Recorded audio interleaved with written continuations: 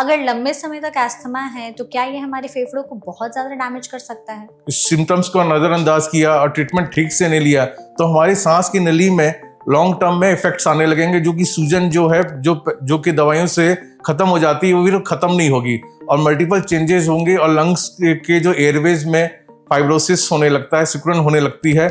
आम भाषा में कई बार काला दमा भी बोलते हैं, जिसमें कि हमें वो इरिवर्सिबल हो जाता है चेंजेस वहां पे। पेशेंट आपके सामने है, अगर आपको जानना हो कि इसमें अस्थमा तो नहीं है, आप उनसे क्या क्या सवाल पूछेंगे? सबसे पहले हिस्ट्री किस तरह की वो दे रहे हैं, क्योंकि हिस्ट्री में जैसे आपको मैंने सिम्टम्स बताए कि कफ मतलब खांसी होना, सांस फूलना, छाती में जकड़न होना, प्लस सांस में सीटियों सी आवाज आना, ये पूरे साल बना रहता है या किसी पर्टिकुलर मौसम में आता है, ये सबसे इम्पोर्टेंट चीजें हमें ये पूछना होता है। लोगों के मन में ये धारणा है कि अस्थमा अगर एक बार डेवलप हो गया तो फिर ये जीवन भर चलेगा, आपको जीवन भर दवाइयाँ लेनी पड़ेंगी। इस बात में है सच्चाई?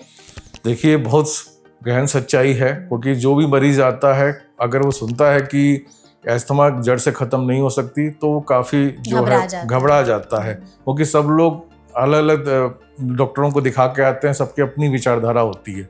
लेकिन जो अस्थमा है, अगर एक बार किसी भी पेशेंट को अस्थमा हुआ तो वो जड़ से खत्म तो नहीं किया जाता। अगर अस्थमा का अटैक आ रहा होता है तो कुछ ऐसे इमरजेंसी साइंस होते हैं कि ये एकदम अटैक वाली सिचुएशन है? मैंने ये देखा है कि अगर मरीज कुल्ला ना करे अच्छा लेने के बाद, कई बार मैंने मरीजों को देखा है कि वो इनहेल कॉर्टिकोस्टेरॉइड्स वाला इनहेलर लेते हैं और उसके बाद जो है 5 मिनट के बाद हम कुल्ला बोलते हैं करने के लिए कुल्ला, क्योंकि क्या होता है अगर वो ना करें तो क्या होगा, तो यहाँ फंगल इन्फेक्शन हो जाएगा उसके वजह से। हो सकता है वो रेयर है, लेकिन अगर मरीज ना करे तो फिर वो होता है, लोगों की आवाज बैठ जाती है।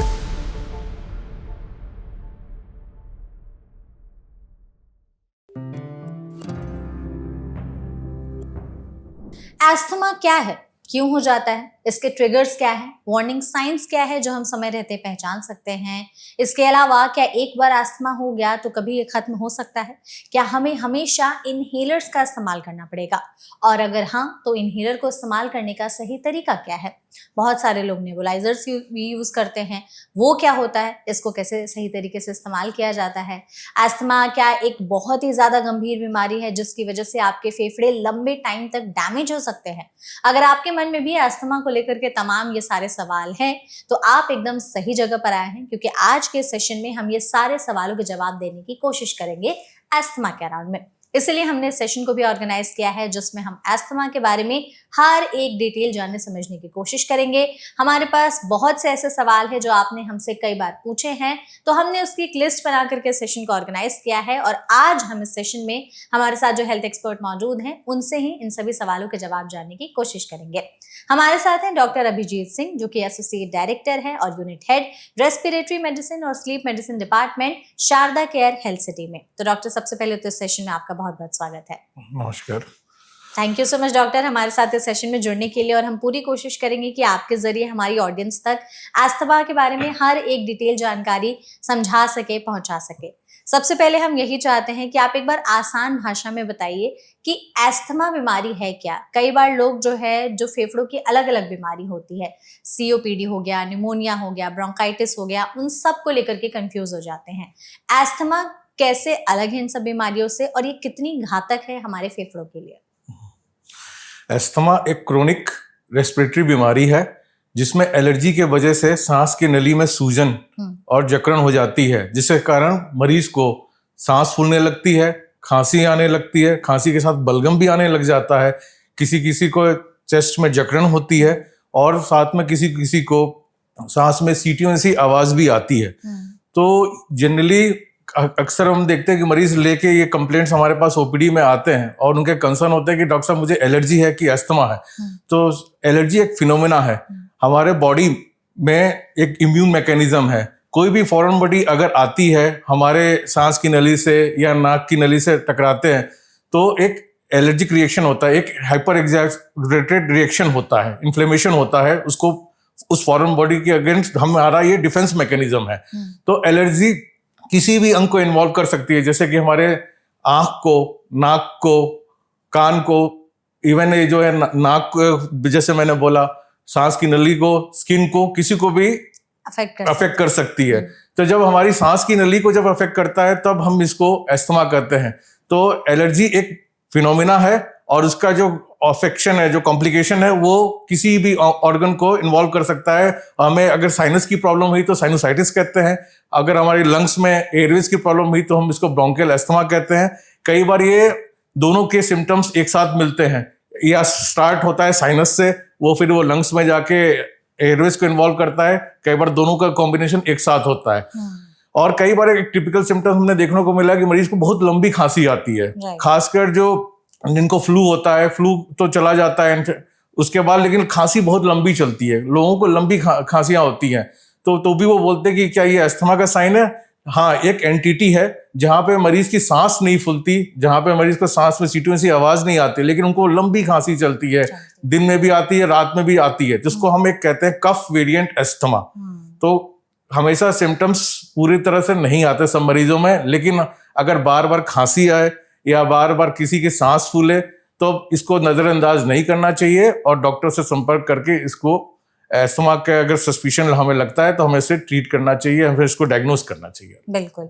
अस्थमा का जो आपने कहा कि ये इस तरीके के साइंस और सिम्टम्स से प्रेजेंट करता है, अगर लंबे समय तक अस्थमा है तो क्या ये हमारे फेफड़ों को बहुत ज्यादा डैमेज कर सकता है?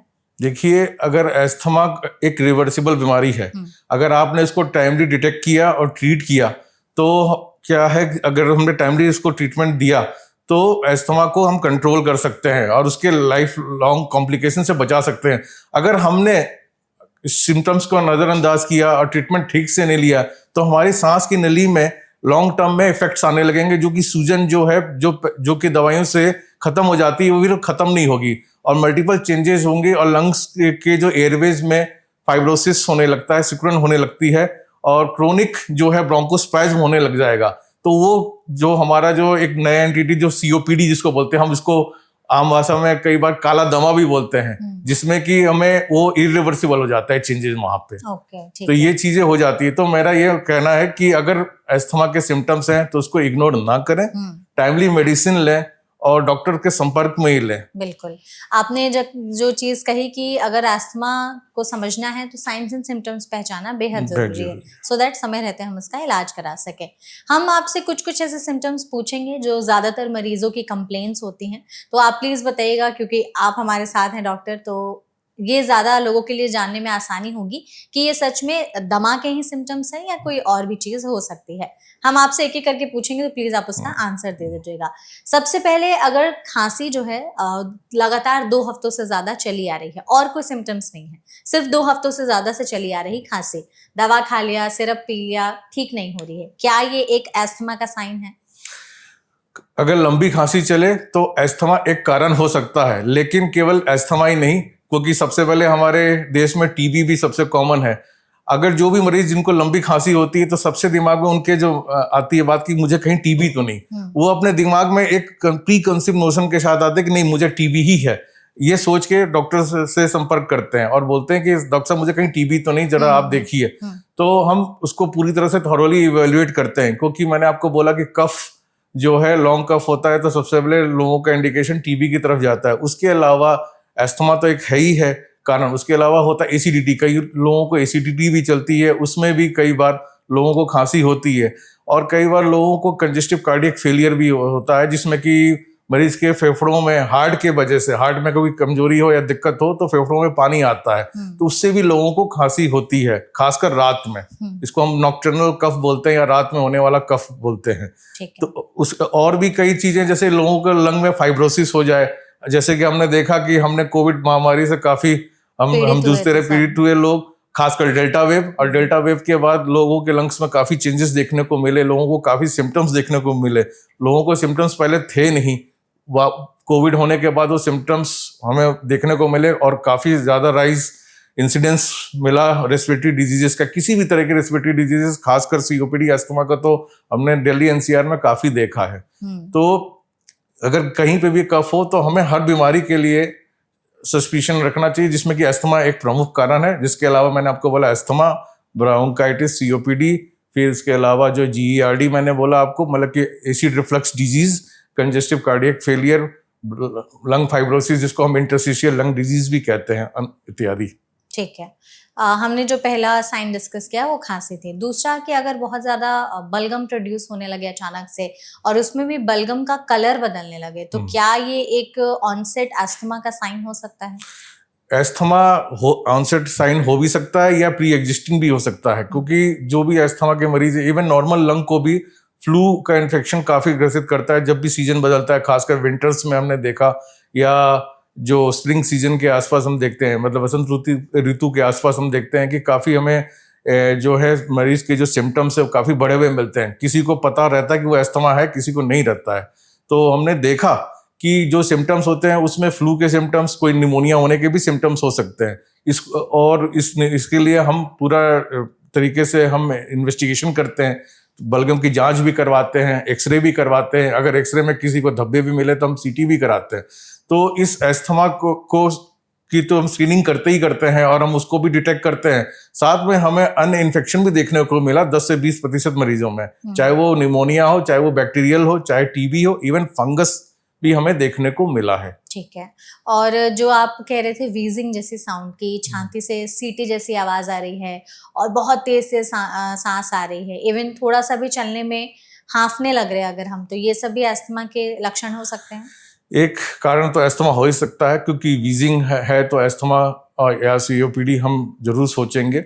और दूसरे, जैसे मैंने बोला, जिसको कि कार्डियक फेलियर, इसको हम कार्डियक एस्थमा भी कहते हैं, जिसमें लंग्स में फ्लूइड आ जाता है अगर हार्ट पे प्रभाव पड़े तो।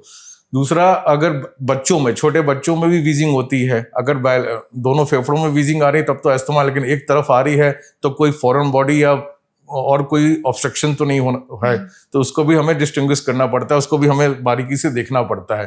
तो एस्थमा के जो सिम्टम्स हैं, एज के हिसाब से भी हमें मैनिफेस्टेशन डिफरेंट होते हैं, तो हमें बहुत बारीकी से ये सब चीजें देखना पड़ता है, प्रॉपर हिस्ट्री लेनी पड़ती है, क्योंकि एस्थमा को डायग्नोस मैक्सिमम हम थॉरो हिस्ट्री और क्लिनिकल एग्जामिनेशन से कर पाते हैं। इवन जो स्पायरोमेट्री में भी चेंजेस नहीं आते, क्योंकि स्पायरोमेट्री में कई बार जो भी चीजें रिपोर्ट्स है वो नॉर्मल होती हैं, तो मरीज मानने को तैयार नहीं होता। लेकिन एक प्रॉपर हिस्ट्री अगर आप लोग क्लिनिकल एग्जामिनेशन करोगे तो आपको एस्थमा के डेफिनेट फाइंडिंग्स मिलते हैं। ओके। इसमें डॉक्टर, जैसे अगर छाती बहुत ज्यादा जकड़ी हुई फील हो, छाती पर प्रेशर, भारीपन एकदम लगे और दर्द भी होने लगे, तो क्या ये भी एक हम समझ सकते हैं कि संकेत है अस्थमा की तरफ? छाती में अगर जकड़न हो तो दो चीजों का, एक तो एस्थमा तो है ही है, दूसरा कार्डियक में, जैसे कि किसी को साइलेंट हार्ट अटैक, ये जिसको हम मायोकार्डियल इन्फेक्शन भी कहते हैं, तो उसको भी हमें स्क्रीन करना पड़ता है। कभी भी ऐसा मरीज आता है जिसको कि छाती में जकड़न या चेस्ट टाइटनेस हो, बाकी हम और सिम्टम्स भी पूछते हैं कि कोई और है, कोई घबराहट नहीं, पसीना तो नहीं आया, अचानक से हुआ या कुछ दिनों से चल रहा है, तो ये सारे सिम्टम्स हम बारीकी से पूछते हैं। उसके बाद हम इवेल्युएट करते हैं, हम डेफिनेट टेस्ट करवाते हैं, स्क्रीनिंग टेस्ट, जैसे कि हमने एक्सरे तो बोला ही बोला, प्लस हम इमरजेंसी में जो हार्ट के जो कुछ मार्कर्स होते हैं जिससे कि हमें ये मायोकार्डियल इन्फेक्शन या हार्ट अटैक के बारे में हमें पता चले, तो वो हम उससे डिटेक्ट करते हैं कि ये रेस्पिरेटरी है या कार्डियक है। कई बार हमें दोनों चीजें भी एक साथ मिलती हैं। ठीक है। आपने जैसे कहा कि पेशेंट जब आपके पास आते हैं तो आप उनसे तमाम सवाल पूछते हैं, हिस्ट्री वगैरह लेते हैं। लेट सपोज हमारी ऑडियंस इस वक्त पेशेंट है, वो इस चीज को सुन रही हैं, देख रही हैं, आप पेशेंट आपके सामने हैं, अगर आपको जानना हो कि इसमें एस्थमा तो नहीं है, आप उनसे क्या क्या सवाल पूछेंगे? देखिए, सबसे पहले तो एस्थमा नहीं है या है, सबसे पहले हिस्ट्री किस तरह की वो दे रहे हैं, क्योंकि हिस्ट्री में जैसे आपको मैंने सिम्टम्स बताई कि कफ मतलब खांसी होना, सांस फूलना, छाती में जकड़न होना, प्लस सांस में सीटियों सी आवाज आना, ये पूरे साल बना रहता है या किसी पर्टिकुलर मौसम में आता है, ये सबसे इम्पोर्टेंट चीजें हमें ये पूछना होता है। हमारे देश में 3 सीजन्स ऐसे हैं जब हमें एस्थमा के मरीज देखने को ज्यादा मिलते हैं। एक तो वसंत ऋतु हो गया, मॉनसून सीजन हो गया और विंटर सीजन हो गया। तो इन 3 सीजन्स में हमें ज्यादा देखने को मिलते हैं, क्योंकि उनको दिक्कतें ज्यादा होती हैं, उनके सिम्टम्स हम ज्यादा देखते हैं। उनको कफ, जैसे बताया, ब्रेथलेसनेस और वीजिंग बढ़ जाती है। दूसरा, हम फैमिली हिस्ट्री भी पूछते हैं कि फैमिली में तो नहीं है, क्योंकि 100 में से 40 लोगों को फैमिली हिस्ट्री देखने को मिलती है। पास ऑन हो सकता है वो? पास ऑन हो सकता है, बिल्कुल। ये लोगों की ये मिथ होती है कि ये फैलता है, ये फैलता नहीं, ऐसे नहीं फैलता, खून के रिश्ते में फैल सकता है। वो हो सकता है कि 1 जनरेशन 2 जनरेशन में ना आए, लेकिन तीसरे जनरेशन चौथे जनरेशन में भी आ सकता है। Okay. तो अस्थमा की एक स्ट्रॉन्ग फैमिलियल हिस्ट्री है, जिसको हम इंग्लिश में एटोपी भी कहते हैं। तो वो किसी को किसी भी तरह की एलर्जी भी हो सकती है। हो सकता है कि मरीज को अस्थमा है, लेकिन उसके दादा या परदादा को या नाना साइड या परनाना साइड, मतलब कि ये हो सकता है कि उनको किसी को साइनस की ज्यादा प्रॉब्लम हो, किसी को स्किन की ज्यादा प्रॉब्लम हो, किसी को अस्थमा की ही प्रॉब्लम हो, अब किसी की भी सीवियरिटी ज्यादा भी हो सकती है, किसी की कम, क्योंकि अस्थमा किसी भी टाइम आ सकता है। ये नहीं कि ये बच्चों का ही केवल की बीमारी है, ये क्योंकि मिडिल एज और बूढ़ों में भी आ सकता है, अस्थमा डेवलप हो सकता है। ठीक है, तो ऐसा हो सकता है। तो ये आपने जो पेशेंट से हिस्ट्री ले ली, उनके सिम्टम्स वगैरह जान लिए, कुछ ट्रिगर्स भी होते हैं जो आप पेशेंट से पूछते हैं कि क्या आपको इन पर्टिकुलर चीज़ों से लगता है कि अस्थमा ट्रिगर हो रहा है या सिम्टम्स आ रहे हैं? बिल्कुल, ट्रिगर्स तो सबसे पहले आइडेंटिफाई करना जरूरी है, क्योंकि इन ट्रिगर्स के वजह से मरीज को दिक्कतें बढ़ती हैं, क्योंकि मरीज को खुद पता नहीं रहता कि वो कौन से ट्रिगर से जूझ रहा है। सबसे पहले, क्योंकि हमारे पास ट्रिगर 2 तरह के होते हैं, एक आउटडोर होता है, इंडोर ट्रिगर्स होता है। आउटडोर ट्रिगर्स तो आप जान रहे हैं कि ये जो प्रदूषण है, एयर पॉल्यूशन हो गया, ये जो वेदर जो चेंज होता है, खासकर अभी ये एल नीनो करंट चल रहा है, वेव चल रहा है, जिसमें कि आप देख रहे हैं कि सुबह काफी हीट रहती है और शाम को बारिश हो रही है। तो ये सीजन बहुत ही ज्यादा प्रोन है, डेंजरस है, जो करंट सीजन चल रहा है। ऐसा ये चीज पहले 2014 में भी आया था, ये चीज करंट आया था, तो अब इस बार हमने एल नीनो देखने को मिल रहा है। तो उसके अलावा जो धुआं, तंबाकू का धुआं, चिमनी का धुआं, ऑटोमोबाइल्स इतने चल रहे हैं उनका धुआं, फिर घर पे जैसे कि लोग चूल्हे पे खाना बनाते हैं, कोयले पे खाना बना रहे हैं, कोयले का धुआं, ये धुआं, धूप अगरबत्ती का धुआं, पॉलेंस स्प्रिंग सीजन में जो पॉलेंस हमें देखने को मिलता है वो ट्रिगर होता है। हाउस डस्ट माइट, वो सब जगह पे है। वो हमारे कपड़ों पे, टेबल पे, सब जगह पे है, वो ट्रिगर हो गया। किसी को एक्सरसाइज से भी होता है, और स्ट्रॉन्ग परफ्यूम जो यूज करते हैं, धूप, इत्र, अगरबत्ती, उससे दिक्कत होती है। दीवारों पे जो सीलन लग जाती है, उसमें फंगस होता है। कुत्ते और बिल्ली के बाल होते हैं, कबूतर के पंख और बीट, ये काफी इम्पोर्टेंट है, ट्रिगर है, जो कि आपने देखा कि दिल्ली एनसीआर में काफी लोगों को देखने को मिला। उसके कारण ये बीमारी अस्थमा भी ट्रिगर होता है। उसके अलावा एक फाइब्रोसिस डिजीज भी होती है, जिसको हम हाइपरसेंसिटिविटी न्यूमोनाइटिस भी कहते हैं। तो मतलब ये सारे ट्रिगर्स हो सकते हैं। बिल्कुल। कुछ फूड ट्रिगर्स भी होते हैं? फूड ट्रिगर्स भी, हाँ बिल्कुल होते हैं। कुछ फूड ट्रिगर्स होते हैं, जैसे कि किसी को एग से होती है, किसी को बनाना से होती है, तो वो फूड ट्रिगर्स वो भी जो है मतलब कि कंट्रीब्यूट कर सकते हैं। ठीक है, तो हमें ट्रिगर्स पहचानने बेहद जरूरी बहुत जरूरी है कि हमारे लिए क्या ट्रिगर्स, क्योंकि सबसे पहले उसको आइडेंटिफाई करना, उसको अवॉइड करना, वो यही है, मतलब कि उसको पहचाने और हटाएं इसको, क्योंकि अगर वो ट्रिगर करता रहेगा तो हमारी जो दवाइयां चल रही हैं वो फिर वो काम नहीं करेंगे। बिल्कुल। अस्थमा का जो आपने हमें ट्रिगर्स बताए, उसमें आपने कहा कि दवाइयां फिर बंद नहीं होती हैं। लोगों के मन में ये धारणा है कि अस्थमा अगर एक बार डेवलप हो गया तो फिर ये जीवन भर चलेगा, आपको जीवन भर दवाइयां लेनी पड़ेंगी। इस बात में है सच्चाई?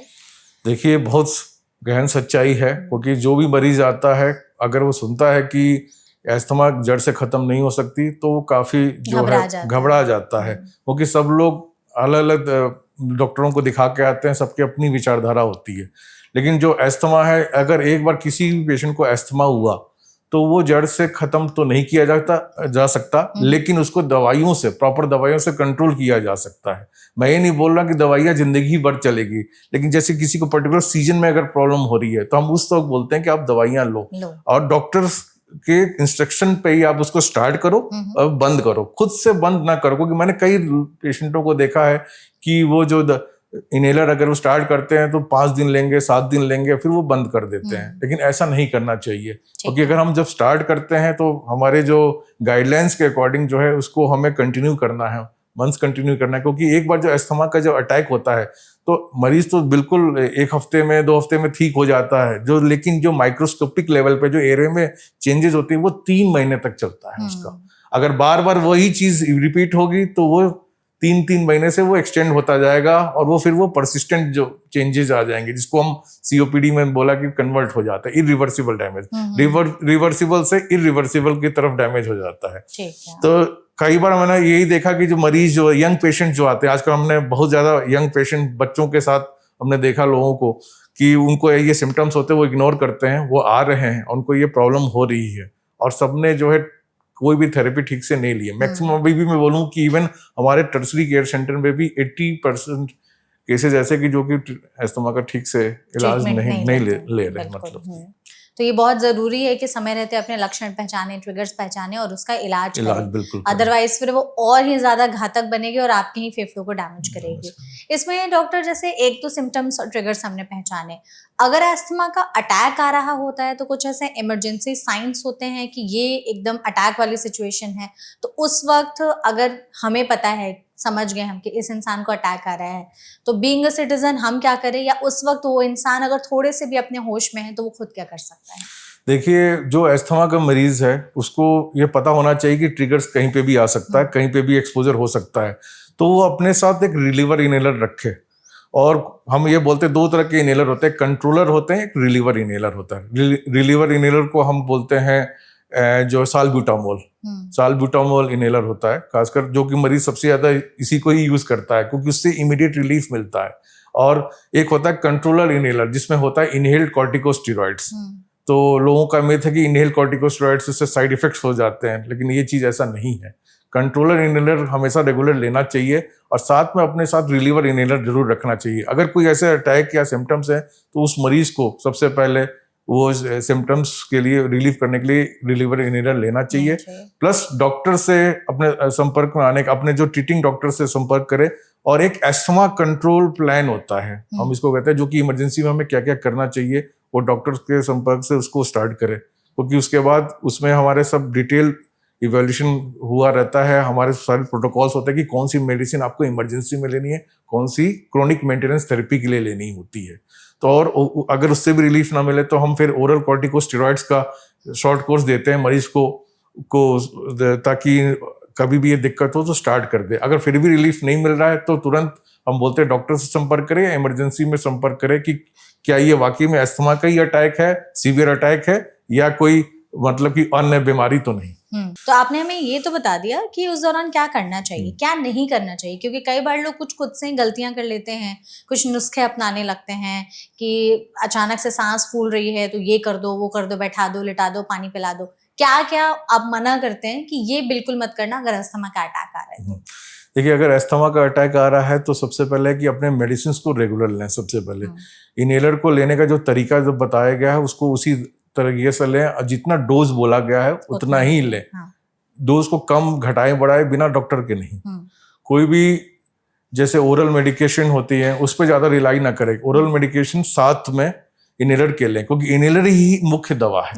इनहेलर को उससे भागे नहीं, मेरा ये कहना है। इनहेलर जो लोग जैसे पानी पिला देते हैं, लिटा देते हैं, या मुंह में कई बार चम्मच डाल देते हैं, कुछ इस तरीके की चीजें कर देते हैं। देखिए, वो है कि अगर मान लीजिए सीवियर अटैक है तो क्या होता है कि ऑक्सीजन की कमी हो जाती है, फेफड़े में ऑक्सीजन की कमी हुई तो ब्रेन को भी हिट करता है। अगर वो बेहोश हो जाते हैं तो वो बहुत ही सीवियर अटैक है और उसको मैनेज करना आसान नहीं होगा। उसके लिए तो मैं यही बोलूंगा कि अगर सीवियर अस्थमा अटैक है तो अगर आसपास नेबुलाइजर या इनहेलर है उसको दे के उसको तुरंत नए नियर बाई हॉस्पिटल पे ले जाएं, क्योंकि ये जो चम्मच ले जाना लगाना ये सब चीजों से कोई चीजें ठीक नहीं होंगी। वो सब चीजें यही है कि हमारी सांस की नली को ऑक्सीजन मिल सके, जो कि वो हो नहीं पाता। सीवियर अस्थमा अटैक में पूरी हमारे सीवियर ब्रोंकोस्पाज्म हो जाती है एयरवेज की, सूजन ज्यादा हो जाती है, जकड़न बहुत ज्यादा हो जाती है। उससे हो सकता है कि इस हार्ट अटैक से ब्रेन को ऑक्सीजन ना मिले और अरेस्ट होने के पूरे चांसेस होते हैं। तो टाइमली हॉस्पिटल ले जाके इंटरवेंशन करवाना चाहिए, बेहद जरूरी है। जैसे कि हम कार्डियक अटैक, हार्ट अटैक होता है तो हम सीधे इमरजेंसी लेके जाते हैं, तो अस्थमा अटैक में भी बिल्कुल ले जाना चाहिए। आपने जो इनहेलर की बात कही कि जो आपको बताया गया है उतने ही डोजेस लें, जिस तरीके से बोला गया है इनहेलर का इस्तेमाल वैसे ही करें। इनहेलर को लेकर के लोगों के मन में बहुत टैबू रहता है, वो कहते हैं दवाइयां दे दीजिए, हम दवाइयां खा लेंगे, इनहेलर नहीं इस्तेमाल करेंगे, वरना सोसाइटी में लोगों के 10 लोगों के सामने में हमारी क्या इज्जत रह जाएगी, लोग सोचेंगे कि अरे ये तो देखो इनहेलर पर है, इससे बेटर ही हम दवाइयां खा लेंगे। इनहेलर कितना फायदेमंद होता है अस्थमा के सिम्टम्स को कंट्रोल करने के लिए? सही तरीका क्या है इस्तेमाल करने का, और किस तरीके से वो आपके फेफड़ों को लंबे समय तक बचा करके रखता है? देखिए, इनहेलर्स मेनस्टे ऑफ ट्रीटमेंट है और जाहिर सी बात है कि कोई भी मरीज इनहेलर चाहे वो नेबुलाइजर नहीं लेना चाहता। इवन मैंने कुछ मरीजों को देखा, वो बोलते हैं कि आप नेबुलाइजर दे दीजिए डॉक्टर साहब, लेकिन मैं इनहेलर यूज नहीं करूंगा। देखिए सारी दवाइयां सेम होती हैं, चाहे वो इनहेलर हो, चाहे वो पफ वाला इनहेलर हो, चाहे ड्राई पाउडर वाला इनहेलर हो या नेबुलाइजर हो, सब में दवाइयां सेम होती हैं और सबकी एफिकेसी सेम होती है।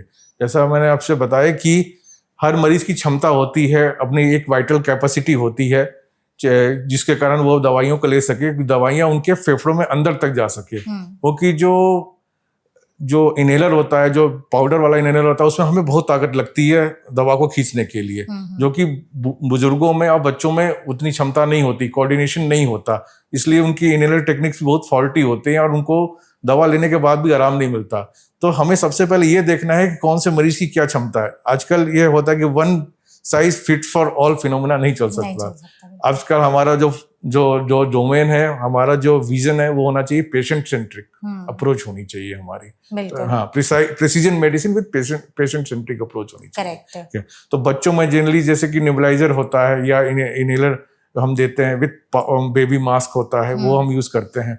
बुजुर्गों में भी हम नेबुलाइजर ही यूज करते हैं, और एडल्ट्स में जो है मिडिल एज में हम दोनों तरह का पाउडर इनहेलर और ये या जो है पफ वाला इनहेलर, दोनों MDI जिसको कहते हैं हम, दोनों मीटर डोज इनहेलर दोनों ही हम यूज कर सकते हैं। तो देखिए इनहेलर लेना सबसे जरूरी है, और खासकर कंट्रोलर इनहेलर जिसमें कि इनहेल्ड कॉर्टिकोस्टेरॉइड्स होते हैं, वो ज्यादा इंपॉर्टेंट है। उससे न केवल रिलीफ मिलता है, बल्कि जो सांस की नली में जो इन्फ्लेमेशन है, जो सूजन है, उसको भी वो कम करता है। ठीक है। तो सबसे इम्पोर्टेंट है कि हम अगर यूज करें तो कंट्रोलर इनहेलर यूज करें और रिलीवर इनहेलर का यूज कम ही करें। अगर आपकी बीमारी में जो है उसमें आप रिलीवर इनहेलर जब बार बार यूज करना पड़ रहा है, तो आपकी बीमारी कंट्रोल नहीं है, मतलब अस्थमा अनकंट्रोल चल रहा है, और हमें ये मतलब कि आगाह करना है कि आप जाके तुरंत डॉक्टर से संपर्क करें उस वक्त। तो इनहेलर ही यूज करना है। ओरल मेडिकेशन का भी बेनिफिट है, मैं ये नहीं बोलता, लेकिन उसके लिए काफी ज्यादा डोज देना पड़ता है उस बेनिफिट को पाने के लिए, और उससे साइड इफेक्ट्स होने के ज्यादा चांसेस हैं। इनहेल कॉर्टिकोस्टेरॉइड से मिथ है कि स्टीरॉयड है तो उसके साइड इफेक्ट्स होंगे, तो मैं बता रहा हूं कि इनहेल कॉर्टिकोस्टेरॉइड्स और ओरल कॉर्टिकोस्टेरॉइड्स, मरीज ओरल कॉर्टिकोस्टेरॉइड्स खा लेता है, हम अगर 4 बार भी कोर्स दे दिए तो ओरल कॉर्टिकोस्टेरॉइड्स का तो साइड इफेक्ट्स हो ही जाएगा। रिलीफ तो मिल गया, लेकिन वो जो है साइड इफेक्ट्स के ऊपर जाके उसको रिलीफ मिला। तो इनहेल कॉर्टिकोस्टेरॉइड्स में डोज बहुत कम होती है और वो डायरेक्टली लंग्स में जाके एक्ट करती है, और उसका जो साइड इफेक्ट है इनहेल कॉर्टिकोस्टेरॉइड का 1/1000 है। वो भी खासकर मैंने ये देखा है कि अगर मरीज कुल्ला ना करे लेने के बाद, कई बार मैंने मरीजों को देखा है कि वो इनहेल कॉर्टिकोस्टेरॉइड्स वाला इनहेलर लेते हैं और उसके बाद जो है 5 मिनट के बाद हम कुल्ला बोलते हैं करने के लिए, कुल्ला, क्योंकि क्या होता है अगर वो ना करें तो क्या होगा, तो यहाँ फंगल इन्फेक्शन हो जाएगा उसके वजह से, हो सकता है।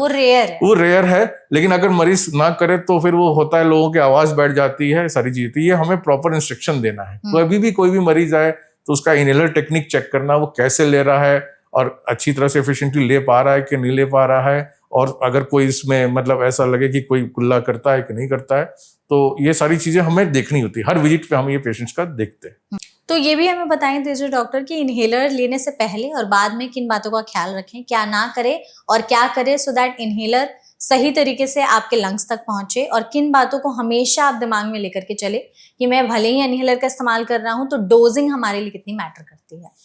देखिए इनहेलर की डोजिंग जो है आप खुद से डिसाइड ना करें। सबसे पहले डॉक्टर्स को दिखाएं कि इनहेलर की डोजिंग कितनी लेनी है। ऑप्टिमम डोजिंग डॉक्टर ही डिसाइड करेगा। और सबसे पहले कि हम ये बोलते हैं कि एस्थमा है तो एस्थमा की सीवियरिटी क्या है ये भी चेक करना है। तो हमारे पास एक स्क्रीनिंग के लिए हम स्पायरोमेट्री भी करते हैं। पहले अर्ली डिटेक्शन बहुत इंपॉर्टेंट है। हो सकता है स्पायरोमेट्री नॉर्मल हो, और आजकल तो हमारे पास नई टेक्निकें आ गई हैं जिसमें कि हम छोटी जो नाली होती है, जो सांस की नाली होती है छोटी वाली, उसके लिए भी एक हमारे पास इम्पल्स ऑसिलोमेट्री जैसी डिवाइस है जो कि वो अर्ली चेंजेस डिटेक्ट कर लेती है। तो सबसे पहले इसको प्रॉपर अच्छी तरह से स्क्रीन करवाएं, और फिर उसके बाद डॉक्टर के संपर्क से दवा लें। ओरल मेडिसिन पे ज्यादा फोकस ना करें। खासकर मैंने लोगों को देखा कि एंटीबायोटिक्स, एंटी एलर्जिक लेते हुए काफी लोगों को देखा है मैंने, लेकिन उससे रिलीफ नहीं मिलता। जब रिलीफ नहीं मिलता तब वो डॉक्टर के पास जाते हैं, तब तक बीमारी बहुत आगे तक बढ़ चुकी होती है। तो ये चीज बिल्कुल ना करें। इनहेलर को ही लें। इनहेलर को लेने का तरीका है, उसके लिए तो हमारे बहुत सारे गाइडलाइंस हैं और हर डिवाइस की अपनी स्पेसिफिक गाइडलाइंस है जो कि आप डॉक्टर से पूछें। और डॉक्टर से आप उसके लिए अस्थमा कंट्रोल प्लान को भी मैं बोलना चाहता हूँ कि अस्थमा कंट्रोल प्लान भी बनवाएं कि कौन सी दवाइयाँ आपको क्रोनिक मेंटेनेंस थेरेपी के लिए लेनी है, कौन सी नहीं लेनी है और कौन सी इमरजेंसी में लेनी है, ये बिल्कुल तैयार रखें क्योंकि ये बहुत इंपॉर्टेंट है।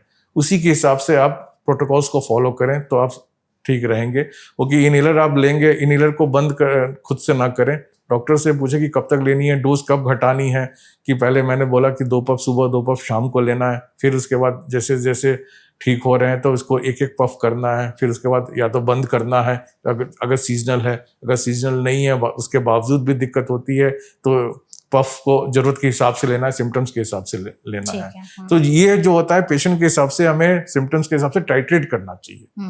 मरीज ये खुद से ना करे बल्कि डॉक्टर से सुपरविजन में ही करे ये सारी चीजें। और वो जो आप कुल्ले वाली बात कह रहे थे, वो वाली कुल्ले वाली बात ये है कि जब भी मरीज कोई भी, मैंने बोला इनहेल कॉर्टिकोस्टेरॉइड या कंट्रोलर इनहेलर ले, तो लेने के बाद मतलब कि जो भी अपनी जो उसने इनहेलर लिया, दोनों पफ लिया, एक पफ लिया या 2 पफ लिया, जैसा डॉक्टर ने बताया, लेने के बाद 5 मिनट वेट करना होता है और फिर उसके बाद जो है कुल्ला करना होता है। कुल्ला जो है नॉर्मल पानी से भी कर सकते हैं या लिक्वाम वाटर से भी कर सकते हैं। ऐसा कोई उसके लिए कोई अलग से कोई जरूरत नहीं है कि कोई अलग सॉल्यूशन चाहिए। आप नॉर्मल पानी से भी आप कुल्ला कर सकते हैं। कई लोगों को अगर दिक्कत होती है, आवाज बैठती है, तो हम गरारा भी करने को बोलते हैं। और भी अगर दिक्कत होती है तो मुंह भी साफ करने को बोलते हैं, फेस वॉश भी करने को बोलते हैं। ओके, ठीक है, बिल्कुल।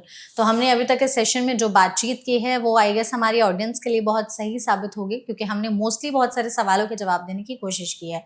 हम चाहते हैं डॉक्टर कि आप एक चीज़ ज़रूर बताएं कि अस्थमा को हमने पहचान लिया, ट्रीटमेंट उसका चल रहा है, कब हम समझ सकते हैं कि अस्थमा ठीक हो गया है या कंट्रोल में है, तो अब हम शायद थोड़ी दवाइयाँ बंद कर सकते हैं या उसमें चेंज कर सकते हैं, या फिर जैसा कि आपने कहा कि उसको रिवर्स भी किया जा सकता है, तो किस स्टेज तक उसको रिवर्स किया जा सकता है और किस स्टेज के बाद रिवर्सिबल पॉसिबल नहीं है? देखिए, हमने बताया कि अस्थमा का मरीज जब डायग्नोज होता है तो उसको हम मंथली फॉलोअप में बुलाते हैं, मंथली या 3 मंथली, जैसा भी डिपेंडिंग ऑन द सिम्टम्स। पहले तो इनिशियली अगर जो अस्थमा डायग्नोज करते हैं तो हम पहले उनको जल्दी बुलाते हैं ताकि हम देखेंगे वो ट्रीटमेंट से रिस्पॉन्स कैसा आया, ट्रीटमेंट ठीक से वो ले रहा है कि नहीं, बहुत इंपॉर्टेंट है। और स्पायरोमेट्री, हम एक तो मैंने जो टेस्ट बोला, जो कि स्पायरोमेट्री एक टेस्ट होती है जिसमें कि लंग फंक्शन टेस्ट भी कहते हैं, जिसमें हम लंग की कैपेसिटी चेक करते हैं।